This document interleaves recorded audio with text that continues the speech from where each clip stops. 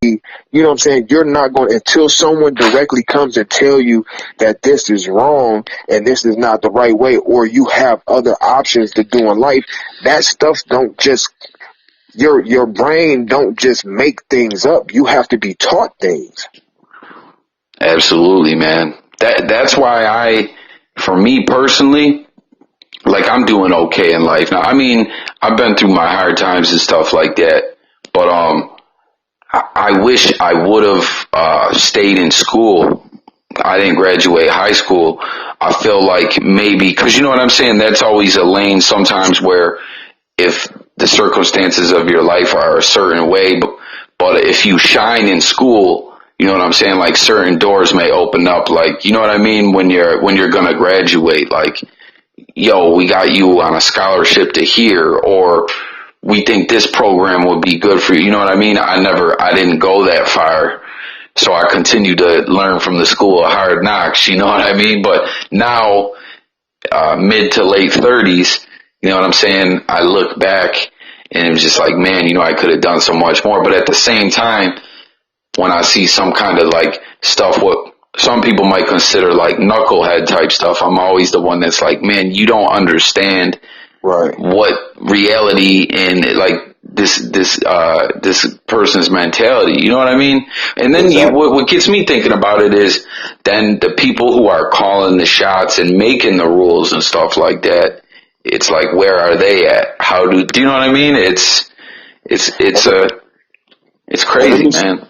And let me say this about school, since earlier we were talking when I mentioned having the opportunity to go to college. Now, I didn't graduate from high school on time. I had to go back, and luckily I had already been accepted to the HBCU. Now, during that time I went to Alabama A&M. It's an HBCU. At that time, like literally when I went there, it was people that was enrolled where it was a part of like their probation stipulations, like the reason why they got accepted to the school. They were almost letting anybody in there, but I'm not downplaying it because it was. What is that, HV? Historically Black College University. Okay. But one thing I would say, even if a person do well in school, which that's where some of the foundational elements come in through school to teach people decision making. Even if a person do go off to college, they still have to make the right choices while they're there. They still have to balance their morals and principles, time management. It's still a lot of other things, because you could put a person in the most progressive situation that's the best for their life, but it's up to that individual what they're going to do with it. You know what I mean? Like, the only thing, even though I didn't finish school, the best thing that came out of it was understanding how to be in a totally different environment, away from no one, everybody that I personally knew, grew up with, meeting all new people, having to network, understanding that some Black people from different regions are different than some Black people from different regions. Like, all of us is not the same. And even though it was a Black school, it was a few sprinkled, like here and there, white people there to see that some white people from here is not the same as every white person that you see. Like, everybody is not the same. Everybody wasn't raised the same.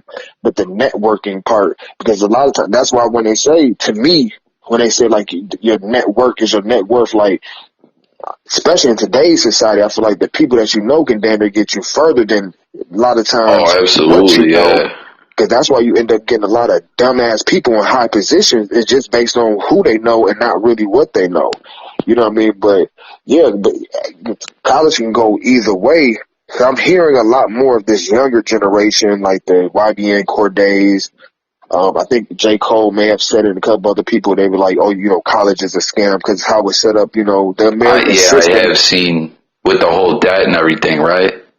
Yeah, because from day one, when you go into grade school, it's all set up to teach you how to be a robot to how the country society, the machine. Yes. And so you can get out and then you can work for something that's going to keep that person at the top rich while you're working just enough to make it.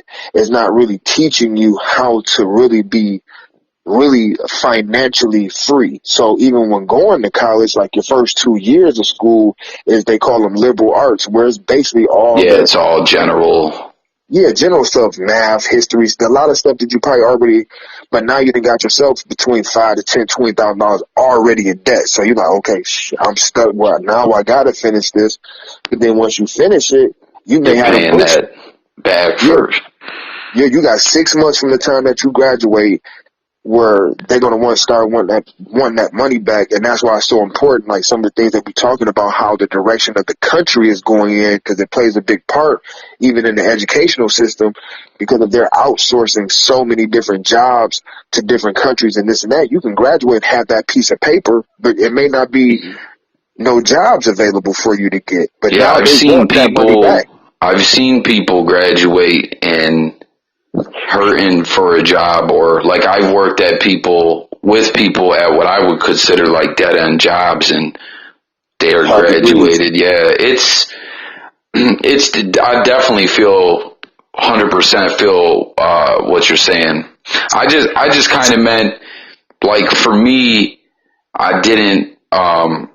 I'm not disagreeing No, no, with yeah, you. no, no. I Yeah. totally, I didn't, yeah, no, no. I don't take it that way at all because I totally get what you're saying. I've heard exactly what you're breaking down, and it is financially, man, with the student loans and the different stuff. It's just crazy the way it all works, man. It Cause really it's is. It's if you can create something for instance, where I live right now, like it's like different than what we're talking about, but just in this area that I live in, there's not really any jobs like that. Like basically, most people here, if you're doing better, you have some kind of own business of yours, which I mean is probably almost anywhere, but I just mean where I live now prior to as to where I lived before, like there isn't really any good jobs per se, and there's no union jobs, there's no factories, nothing is made here. So it's like, are you going to have two jobs and work like crazy, or are you going to, have some kind of side hustle and have a job, but like the people that are really kind of eating, they have some kind of business going. But you know what I mean? It's just, it's crazy. Financially, it is crazy times these days in this country. Like I always speak with older heads and stuff like that, and they're just always like, "Man, this is not how it was." It's tough to get by. There's people I've seen a lot of people where it's two families living, like they all work, no one's not working, but they're living together to just stretch the money like that. You know what I mean? right, and that's what when I'm not. And I hate that I got this in my head to say it, so I'm not even gonna say that but just like even when they talk about certain cultures,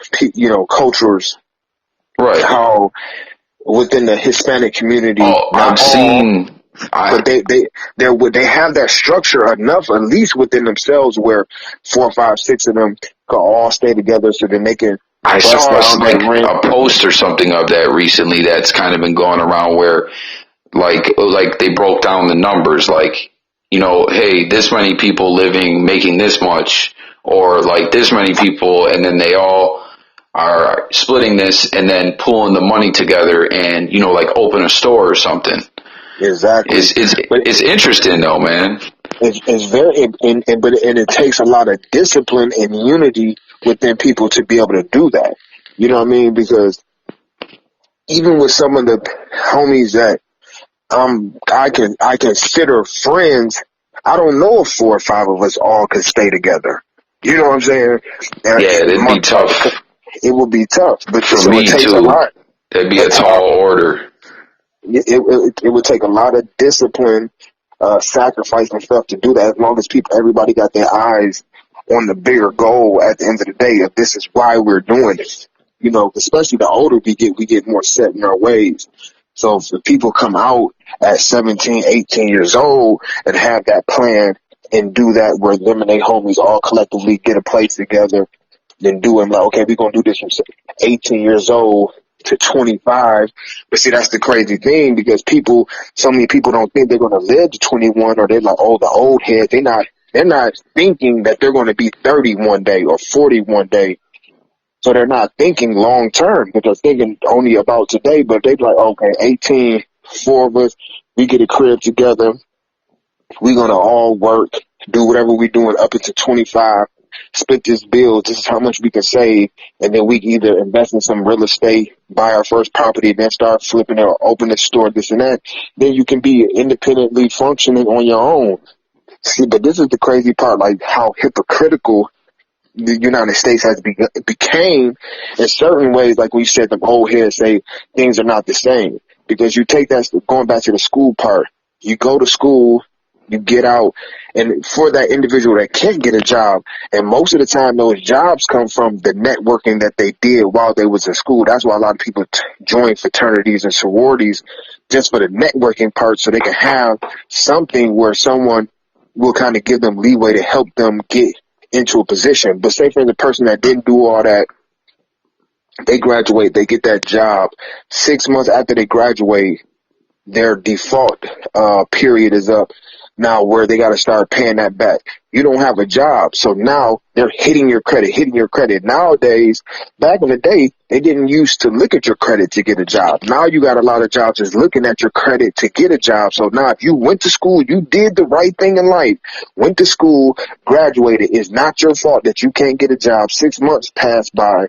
Now you can't pay it back. Now it's destroying your credit. So then when you do find a job, now they're looking at your credit and it's so effed up.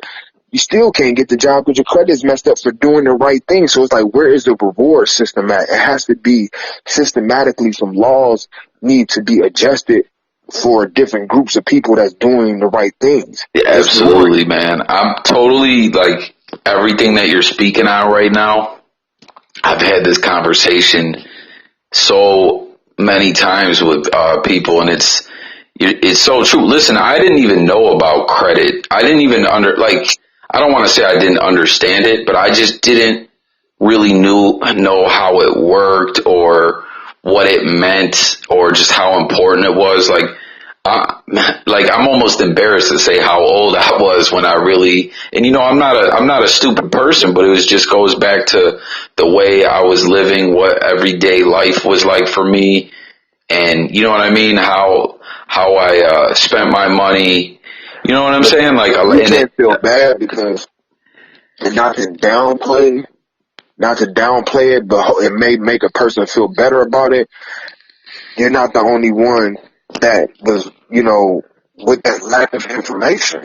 Because like we were just saying, you only know. I was pushing 30, bro, when I really that may be a little bit weird, like, okay, this nigga tripping. but still, if it was, unless you, I don't know if you were just a straight loner, but unless. Oh, you're breaking up a little bit, bro. Alright, can you hear me? Yeah, no, I can. It sounded like electronic or something for a second. It was weird. Now, unless you were just a straight loner, or someone around you had that information and these type of conversations never came up, or no one was real enough to even bring it up, you can't fault yourself for not knowing. You know what I mean? Because, like, literally, even myself growing up, I almost got taught some bad information dealing with credit. Like, I'm not going to say who the person was, but I've heard, when I was young, I used to hear people say, well, shit, America, trillions of dollars in debt, and these motherfuckers calling my phone over $400, they tripping, this and that. Tell them I ain't here. You know what I'm saying? Yeah, absolutely. So indirectly, I'm getting taught about credit the whole wrong way. Like, okay, so when I get out, you get 18, and now they flooding you, trying to hit you with credit cards and all this stuff. You don't have that where, no, this has to be paid back. You looking at this, this card $500, this is $500 free dollars right quick. Okay, on to the next. And then after a while, then when it's all there to catch up. But these are things also that I say systematically within the education system within America needs to change, but it needs to be all across the board, because you could have one person that's hearing this that may have lived in a certain environment where they were taught about credit in school, maybe starting in middle school or high school, but you got certain other communities and counties where it was never taught and never talked about. Do you remember that old Tupac interview where he's he's young, and he's saying they should have a class about, do you remember that? Where he's like, we have gym class, and he's saying they should have a class on, he's just saying, I don't know if you remember what I'm talking about, but he was just kind of saying something along those lines, we need to, we definitely need an education, but the curriculum needs to be adjusted, big time. To the real world. Yeah. What can you do? Things that you can really use, how often people say, when am I going to use this in my life? You know? Think about, all right, say for instance, even back in the day. Now, we're talking about a particular country, and I'm not going to, without me saying it, just say, what was the first industry in America? Would it be building or? Will we agree that may possibly slavery? Oh, Jesus, I'm sorry. Yeah, absolutely. So, but slavery, hard labor. Right. Even going into the next generation, okay, I can speak for the Midwest or Detroit. Hard labor with the big three and this and that. These things, these particular, and I'm not grouping slavery now with this, moving into the era of, the big three with mechanic, jobs, the plants and all that stuff. Right. Even my parents was like, oh, when I was growing up, all we had to do was just graduate from high school and go down here and get a plant job, and we would have a good life. But think about it, this is what ended up breaking Detroit, where sometimes people don't add these two together. Think about the years when they said the migrations was happening from down south, wherever after the Civil War, and millions of people was flooding from down south up north. A lot of them was going to certain areas because of the job opportunities. So the ones that was coming to Detroit was coming here because of the auto industry was booming. It was where you can come up here. Think about it. I said my grandparents had 12, 13 kids. Now, my granddad didn't work in the auto industry. He was another type of person, ran numbers. He was more on the legal side because he couldn't really. That's a whole nother story. Yeah, no, I feel what you're saying. And why he had to live his life, but just saying, during that time. So you had damn near a whole generation, maybe 2 generations was like, okay, all I got to do is graduate from high school and go down here and get a job at the plant. Now, this is not just one plant. You got GM, Chrysler, and Ford. So it's multiple plants employing hundreds and hundreds and hundreds of thousands of people. And then the trickle down of other job opportunities. So you working in this field. And then you tell me 60, 70 years later, you bankrupt and basically crash that whole industry.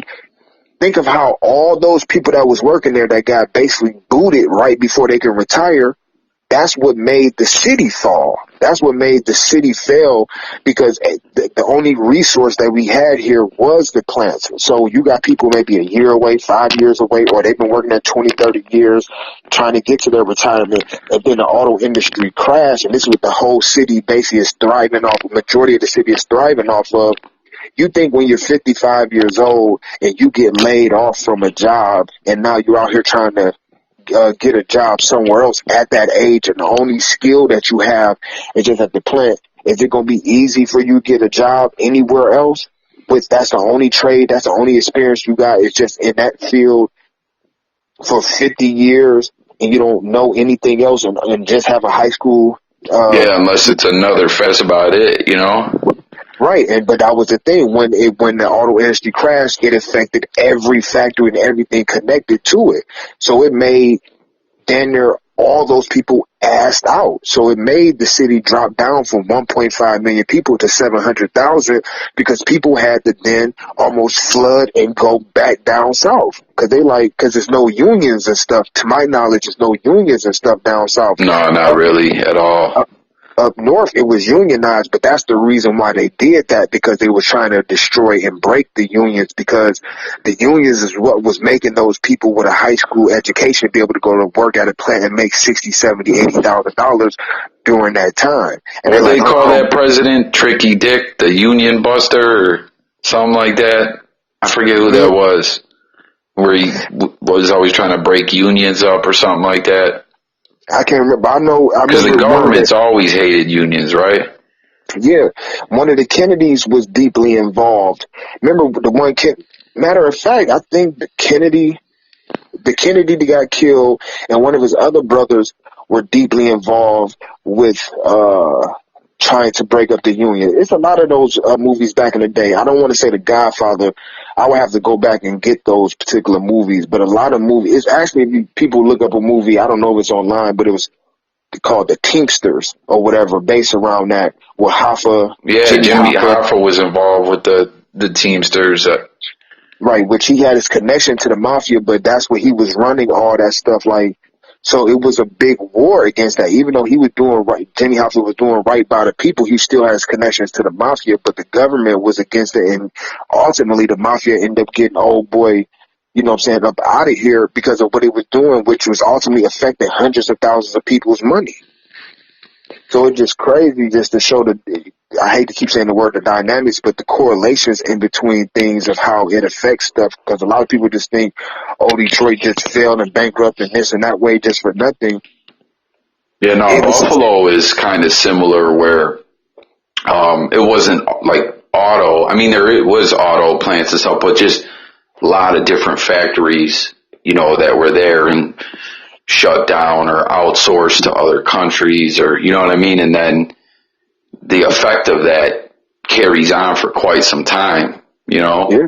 And, but like what you were just saying, how we keep saying like, people only know what they know, how we were just speaking about unions. Mm-hmm. Where I live down south now, like how I said in the particular area I'm in, it's just cost of living, jobs, all that. It's just kind of tough to get by. Now, a lot of people who are from around here, they think of a union as being like BS, a scam. Why would you ever have to pay money into anything? Like, because that's just kind of what they've always known. Like, them Northerners and their crazy unions and they're dumb. And, you know what I mean? Like, it's interesting, man. Like, it's very, not to cut you off, exactly. When I was down south in Alabama, I was on probation for 2 years, so I had to get a job. I went and worked at a Walmart. And during that time, I think during that last year when I was working at that Walmart. Did you watch the video?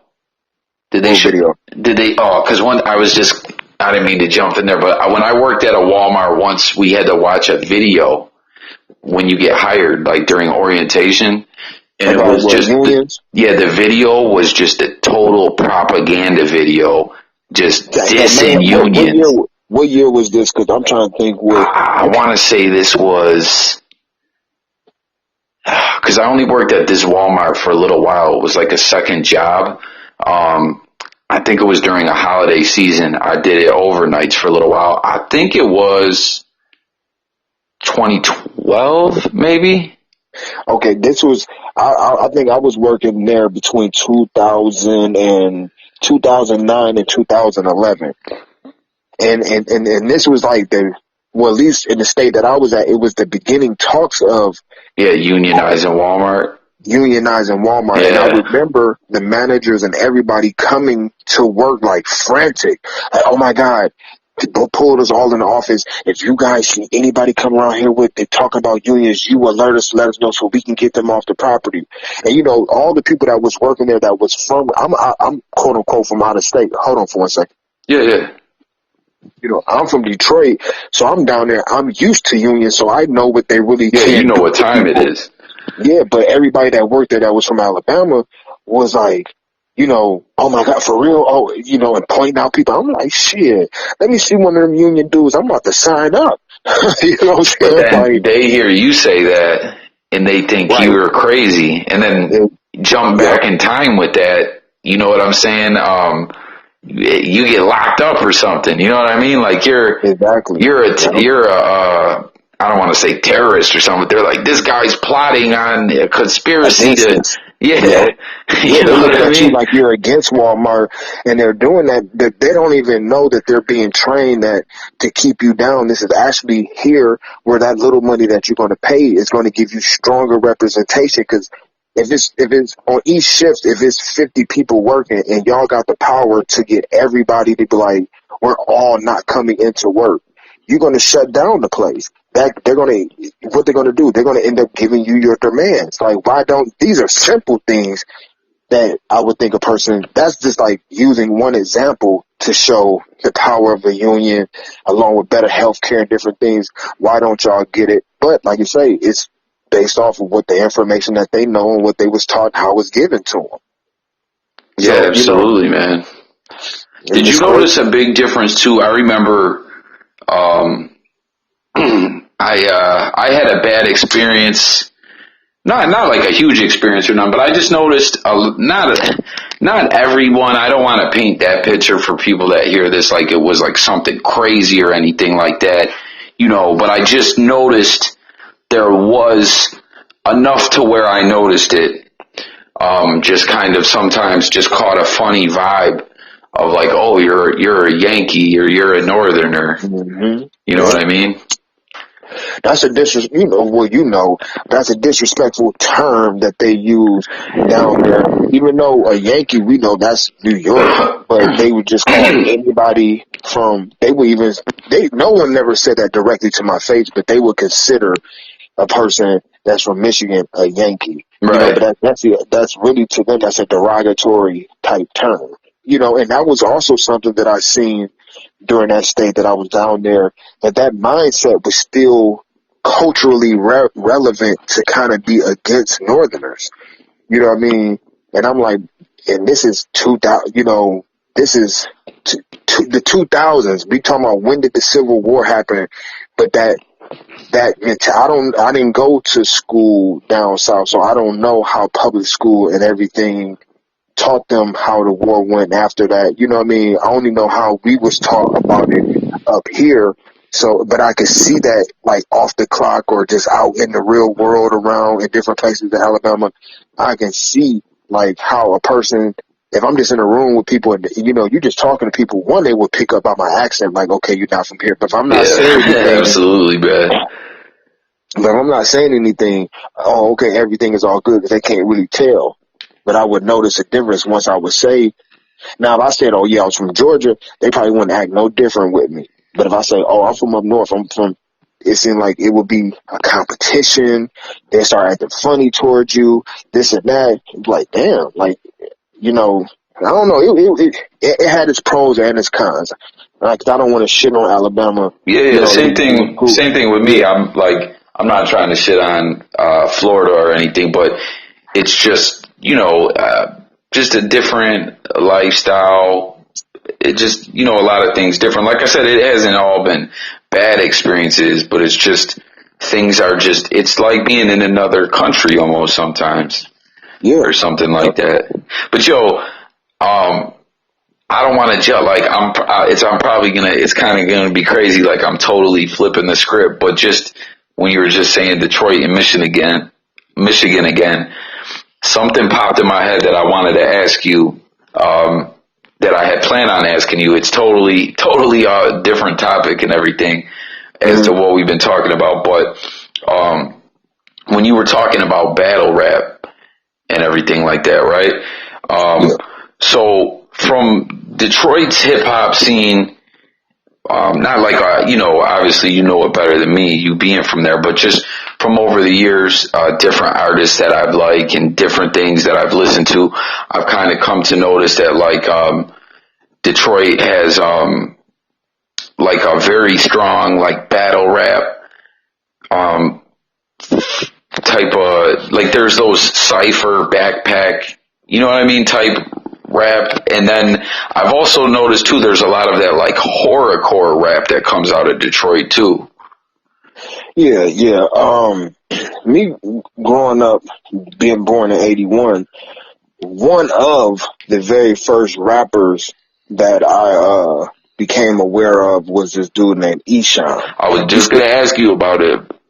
Yeah, he still raps to this day, but he was one of the pioneers at first, and he was 666, chop his head off, this and that, blah, blah, blah. He was one of the pioneers. That's why I like the Eminem stuff, like a lot of that comes from that. To my opinion, I don't know if Eminem would Don't give. it almost seem like Eminem has a mixture of like that horrorcore, dark stuff mixed with kind of like a freestyle battle type, like, right? Hmm. He has Yeah, like, it's a blend. It's a blend because of the people he was hanging around, Proof and all them.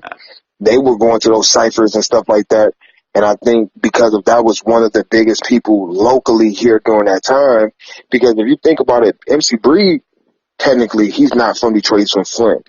Up until Eminem, you really don't have a real big quotable name of a person that you can name from Detroit. Of course, you had the Trick Tricks. We had local groups here that culturally, locally shocked the city and did their things, but Eshawn was a very important figure back then, and I feel like he took from both worlds, being around Proof and all them, going to them ciphers and them shops, along with that inspiration of what was going on there. Then you had the ICP group and all that yeah, stuff, you I know. actually, they put out like a video. Did you see that video? I don't know if you really care. Like, I was never like a big fan of theirs. To be honest with you, when I was younger, I was kind of, a lot of times I was like, man, these dudes are whack. But there was like a couple friends that I knew that were like all into that juggalo thing and everything. And then now, I don't know if you remember recently how they were on like No Jumper and different stuff like that. And they were kind of saying how a lot of people always, and they were on like Hot 97 and stuff too. And they were saying how, like, you know, a lot of people always kind of treated them like that, like, oh, you guys are whack. But now a lot of people are kind of giving them props, like, you guys been in the game so long, you were independent and stuff like that. And I just remember recently, like a few months back, they put out a music video, and it had like Eshawn was in it, that Stitches dude was in it, like it had a whole bunch of people. I don't know, did you see that one where it's kind of like a movie? No, It, I it, don't want to say it this type of way, but I don't keep up with nothing from that type of rap scene that go on in Detroit. You know what I mean? The closest to that scene, and I wouldn't even say he's a bridge to that type of scene, but you know he has a connection to Eminem. The deepest I go is Royce the 5'9". Anything like past Royce in that type of lane, I really don't listen to it for real, for real. Yeah, no, I was never, like I said, I was never into it, but when they started getting this, like at the same time when I started seeing them on these like major platforms, where I was surprised, Yeah, because you know they were always like kind of an underground thing. exactly. The video dropped, and I mean, I only seen it like one time. It's kind of long. It's like made out to be, it begins like a movie and kind of, I think one of the dudes from 3-6 Mafia is in it too. And, And but, honestly, I'll be honest, not to cut you. Remember your thought. Honestly, I'll be feeling like media, mainstream media, and not to. I don't want to shade ICP, even though I don't listen to them, personally myself, but knowing a little bit about their history and of course them being from Detroit and all that stuff, I be feeling like because Eminem don't do interviews and people can't get him out to talk and stuff like that, media finds people that has some type of either connection to him or had beef with them and pull them out so they can interview to bring out them stories and get more and more and stuff about Eminem out because they can't interview him. yeah, it's crazy when he was beefing with when that whole MGK thing happened. He only did like that one interview, and it was like an in-house thing. He did it with Yeah, with Sway, Slay. and that was Yeah, that. It's kind of yep. nuts that he's so secluded like that. He, which is he comes from, and I can't say this like it's a fact. I would just think he was then or birthed in the end of an era right before social media really, really hit, where being mystique is what kept your celebrity high. And I feel like that worked for him at the beginning and by transfer over, he stuck with it. Just like you still, the Beyoncés of the world, she came in when the mystique of an artist is what kept your celebrity high.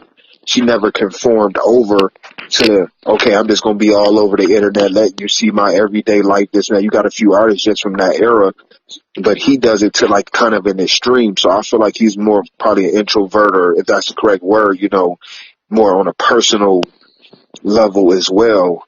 You know, and then also I would probably think about if a person really did have a real serious bad drug habit. We know what goes on in the hip hop world, so you don't want to be out around all those temptations either. You want to seclude yourself and keep yourself in a quote unquote, I guess, safe environment, a controlled environment where the things that you see and all that stuff don't tempt you to go back to a world that you were once in. Yeah, I remember seeing something around, I'm trying to think when M came out and said he got clean. I want to say around like 2009 or 10, somewhere around there. But I remember seeing something where he said, like, hey, I didn't get clean because, like, I was like, hey, I want to get clean. You know, where a lot of people, they hit a rock bottom or they just get sick of it or for whatever reason. I remember seeing the thing where he had said that he had a doctor or someone basically told him, like, hey, man, if you don't get clean, you're going to need dialysis to live. Yeah. So he, you know what I'm saying? So I can only imagine. Like, I always kind of thought the same thing, that I believe that probably does play a part in it because, you know, I mean, we know how it is. It's all over the place now, with opiates and everything like that, and, you know, people withdrawal and all that stuff. So for, you know, I'm sure for him, it was pretty tough, but I believe the same thing, that plays a part in it too. And then the fact that his money's up and everything, so he doesn't really have to be out there the way some people may have to be. You know what I mean? Like, he can just kind of sit back in the cut. But Joel, you know what I'll say about, I want to ask you something about M in a second, but real quick, what I wanted to say, something I just want to say real quick is, he has, I like Eminem. I like Eminem, but I haven't been a fan of his, you know, there's a period of time to where I didn't like a lot of his stuff or whatever, but, he has a really bad history, and I almost feel like Dr. Dre does too with Aftermath. Eminem does with Shady Records, as far as artists. Like, if it doesn't, it seem like the artists that he'll sign, it's more they leave unhappy, or maybe not unhappy, but like their albums never come out. You know what I mean? Because it's kind of like that. If you think about Aftermath too, there's a lot of people that were signed and their music never came out. And like when Rakim was on Aftermath, I was so excited to see Dre do a Rakim project, and then they couldn't put it together, and I don't know, you know. Yeah, I don't. One, I hear about Dre and Eminem that they are perfectionists, and, you know, being a perfectionist, you can, I wouldn't say it in a way of like doubting yourself, but your only competition is damn near yourself, and then you don't want to put out something then it bomb and then it destroy your whole legacy. So it's probably a lot of making a ton of music, not satisfied, scrapping it, you know, and then it just gets to the point where they just end up, you know, like, man, this just not gonna work. Because I remember when Busta Rhymes went over there to Aftermath, and I remember, because that was a totally different tone, type of album and everything that Busta Rhymes had put out when he went to Aftermath, and that was an album I actually liked of him, but he didn't stay over there. What was that one called? The Big Bang? I think, I don't want to even lie. I really don't remember. I just remember, I don't remember the name, but I think it was the one that had Touch It on it though, right? Possibly. But and then I also feel like, oh, I gotta say pause after that. That sounded right. But I also think it plays what plays a big part in it is when you get, I feel like when a person gets signed to someone that's a mega star, the expectations for that artist goes through the roof. It's like the fans of hip hop don't allow the trials and tribulations or a person to, you know, get better over time. It's like you got to come out just as polished or just as great as Eminem. Not maybe not even making the same music or anything, but for whatever style and whatever they do, they got to be top notch A1 and go straight through the roof. And it's like more people not, especially nowadays in music, people listen to music from an ear looking to not like it from possibly giving it a chance nowadays, you know. And to me, that's why you got so much gimmicks and all this stuff to drive traffic to streaming more than just talent. But as far as with them, because remember Snoop even said the same thing. He was never able to get him an artist and get them to pop. And I really feel like because his celebrity, his star power is so big, it creates an unrealistic expectation for whoever they end up signing to be the next them. Same thing like with Jay-Z and Memphis Bleak.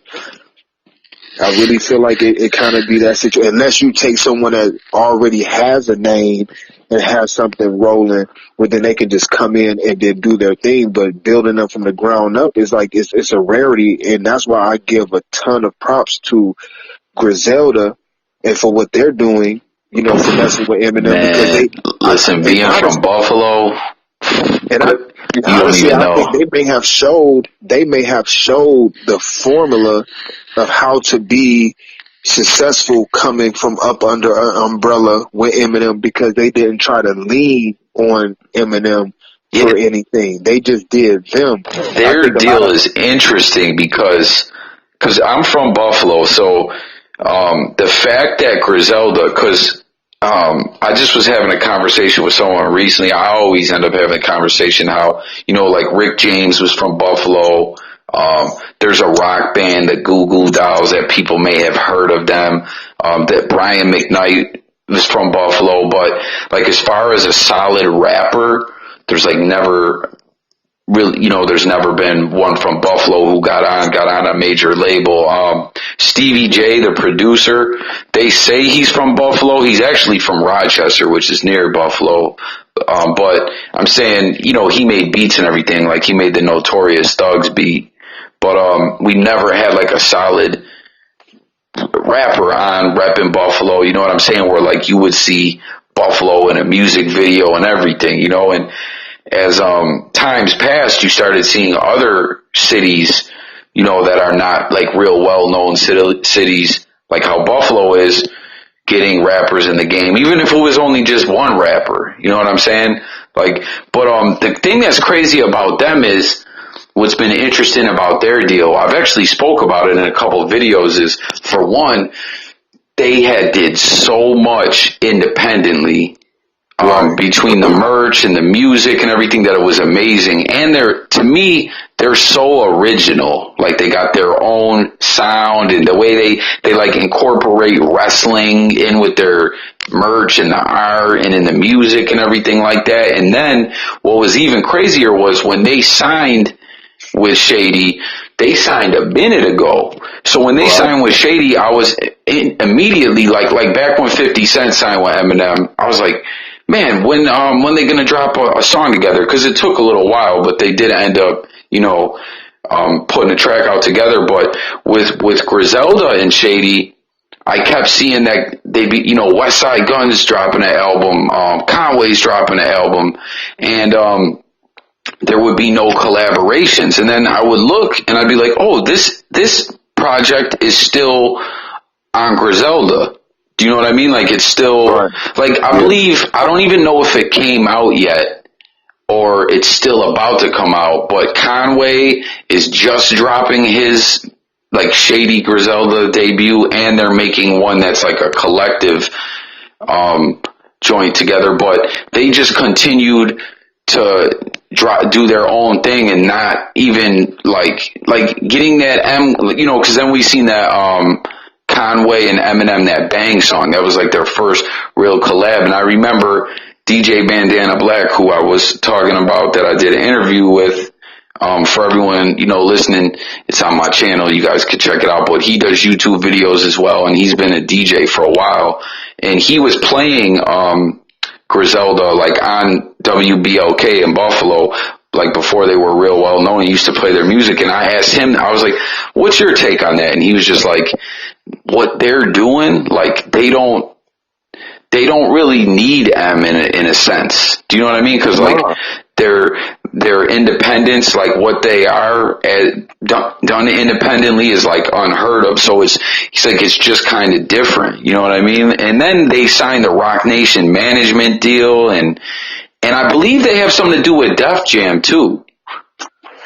I don't want to, because I don't know their statutes and limitations to stuff. But in saying that, I feel like people should be able to read to the lines of everything else that I'm going to say.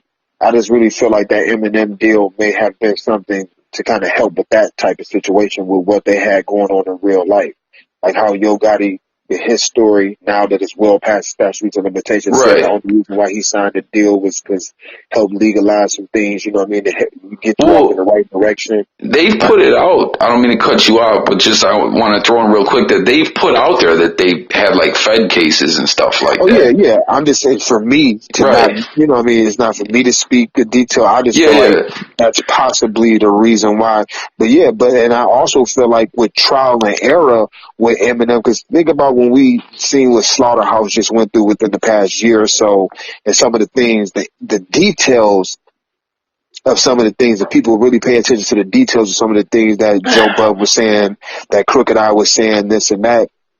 When it comes to signing with Eminem, a lot of people feel like, okay, this dude is a mega star, so you sign to him and you do a song with him, that automatically his fan base is going to embrace their group, and it don't be like that. It's like M fans, his core fans, regardless of his core fans, is millions of. It's like they're not just super accepting to other people. It's like they just want M. So even it may run up the numbers on the video and may do 50 million views, but that don't mean that now they're going to subscribe to that person's YouTube channel and start rocking with them just because they're signed to them. And I think through trial and error throughout this time, we've seen that just because like, okay, we do this deal, but y'all do your own thing. Y'all got the smarts, y'all got the talent, y'all got everything else. Y'all don't, you know what I mean? That move may have just been made for, you know what I'm saying, some other type of reasons, and you know, Yeah, to it's just legalize some stuff and keep it going. it's just crazy. Like when you put it like that, like beyond how I was saying that they kept putting out those independent projects and everything, and they didn't rush to do work with Shady. Just the fact that they were even just allowed to, because I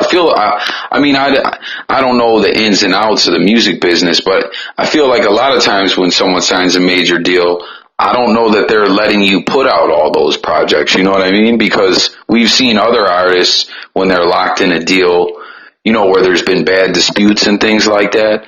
No Right. music comes out from them for so long and they're upset. You know what I mean? So it just, that deal, like, I don't know, I just don't feel like I've ever seen anything like it in rap before, right? Where someone signs that major deal and then is like, we'll take our time to get into it, and like just still doing their own thing. Like it's I think crazy, man. I think someone that would be, and not to say that it's not their fault because they're the ones getting interviewed.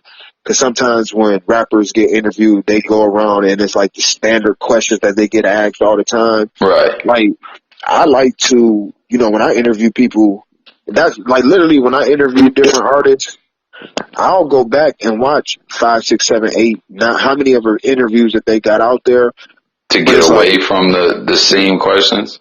right, to get away from the questions that they were already asked, or I may find a question in there of something that they were about to say, and say, for instance, no diss to Nori, but a Nori or someone, they was about to say some shit, and then Nori cut him off. You're like, damn, we Yeah, didn't he even do hear be the rest doing of it. that.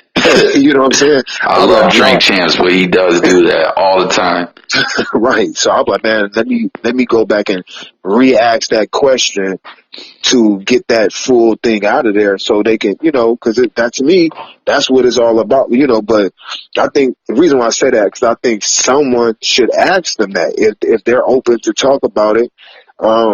Like, you know, hey, what was really the deal? Like, not just hey, how did the Eminem deal come about, but actually get them to dive in depth, like, and break it down, like how you said, like y'all didn't really rush to do this and that, y'all was putting out things independent. Like, how was it structured? If y'all could talk about how was it structured for y'all to able to still do your own thing, but and let them break that down, you know, because it may give some other people a blueprint or information that they need to how to they can get signed to a megastar, or even something not as big as Eminem, but and know how to flourish on your own. Now they still gotta have a work ethic like them dudes, because them dudes grinding hard, like grinding hard. I remember when they first signed to him, it was a dude on my YouTube channel. He had to be from Buffalo, because he just kept leaving comments in every video. I'm talking about the video wasn't related to Eminem or nothing. He just kept asking like, hey, you heard about them Griselda boys or Conway, this and that, blah, blah, blah. And I didn't know what the hell he was talking about at first. He just kept every video. That's what made me think he had to be, but he was saying it because he know I'm from Detroit. So that's what made me believe this guy had to be from Buffalo. And then eventually one of my close homies ended up bringing the music directly to me, like sending me some links to some stuff. Because the way I listen to music nowadays, because there's so much trash out there, Yeah. I wait for music to like organically make it to me. Like it has to come through certain people, because I know they're going to kind of vet it. They're not about to send me some bullshit, like put me up on some bullshit. By the time they get back to me through certain people, it's probably, they know, Doc, there's probably some stuff you going to like or you going to rock with. And I listen to music from everywhere. That's one thing about being from the Midwest and not just having a ton of major rap artists come from here. We grew up listening to everything. East Coast music, West Coast music, and down south music, you know, so it's like we never pick and choose, you know, certain stuff, you know, when it comes to it. So we be acceptable to all type of different styles, not stuck to, and that kind of go back to when we was talking about battle rap earlier. And cause I was watching Loaded Lux be on a Joe Budden podcast the other day, and I was hearing Maul, you know, he was rating and talking about some things. And I could just, to me, and this made my, cause you from Buffalo. So I'm saying this to someone that's from New York. Sometimes I think New Yorkers can be biased to their own New Yorkers. I understand that's the Mecca, this and that. But like, literally, it was just some things that people would be saying. I'm like, man, they gotta have that opinion just cause they from New York and they sticking up for their New York brother or whatever the case may be. They was talking about Calico and Loaded Lux battle. Now, anybody know Loaded Lux went off the earth in that battle in the third round. But what's crazy, and it's not to take away from what he did, but Lux, during that time of battle rap, I'm not going to say everybody was rapping like Calico, not meaning cadence delivery, but like subject matter, gun bars, street thug talk, this and that. A lot of people, from the Shugs to the Sue Surfs to T-Rex, Clips, everybody rapped about that. Those bars that Loaded Lux gave Calico, Lux could have gave them bars to anybody in the league and just inserted their name in between them bars. Not saying taken away at all, but it was just crazy to me that Lux, first round, he totally choked. It wasn't choked like he choked and then caught back his rhythm and got back to rapping. He choked to the point where he forgot the whole rest of his round. Damn. Not even half of the round. And they're still trying to say he won the first round. I'm like, I thought in battle rap, if you choke, you lose that round. That's a wrap. So you still willing to get his dude the first? I'm like, bro, there's got to be a New York right that you saying this. Like, come on, this is supposed to be an unwritten rule. If you choke like that, you automatically lost the round. You know, but and the only reason why I have that, and I hate to feel like that, is just because, like I said, me trying to come in and do battle rap commentary, that's when I was like deep into catching every battle. It didn't matter what league it was on, keeping up with this and that. I had my own perspective, opinion. I even had a few battle rap commentators try to slick this a nigga back then. I'm like, damn, the battle rap community, y'all niggas is crazy. I'm like, I ain't got time for this shit. And just start doing hip hop in general. So I'm like, I don't got time for this. And I'm just trying to show love to the culture and just give my opinion on it. You know what I mean? Not to say I'm going to make or break the culture, you know, but now, especially at this size that I'm at now, I do be wanting to holler at ARP.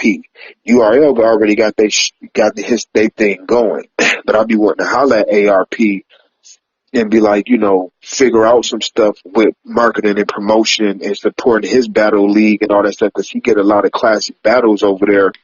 And, but, you know, but have that understanding, like, yeah, I may give my opinion on stuff. It may be good or bad, this and that, but it's all about the expansion of what you got going on type of thing, and have that understanding, because I don't like all that biased stuff. Because I was having a conversation with someone the other day, and it was like, this was their opinion.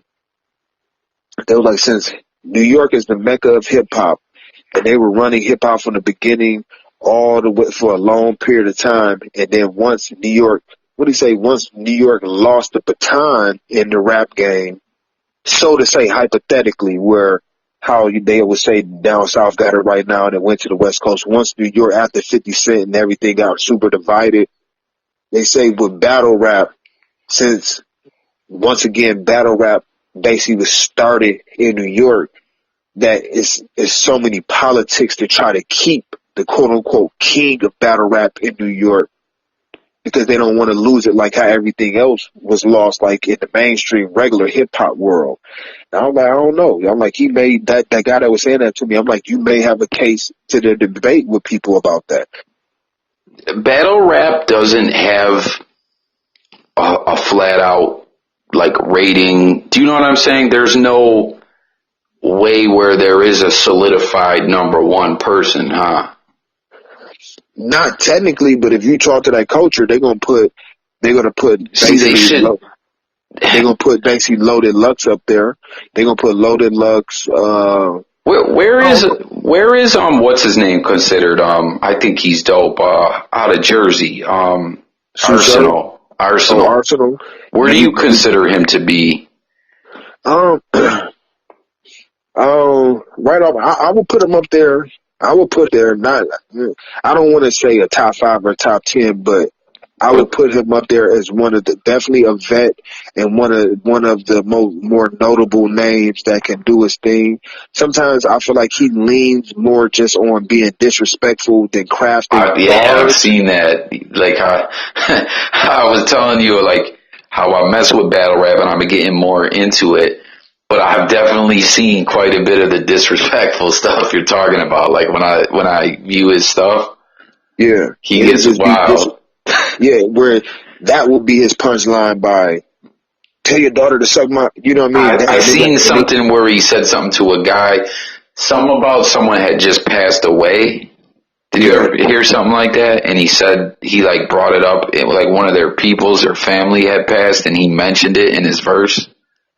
It's a high probability. I haven't caught all of Arsenal's, but I wouldn't put it past him. And what's crazy, that just happened in the Murder Mook 2-on-2 that they just had, last week or week before last, where Murder Mook ended up swinging on Brad Wall Street. Because his mother just passed and they brought her up.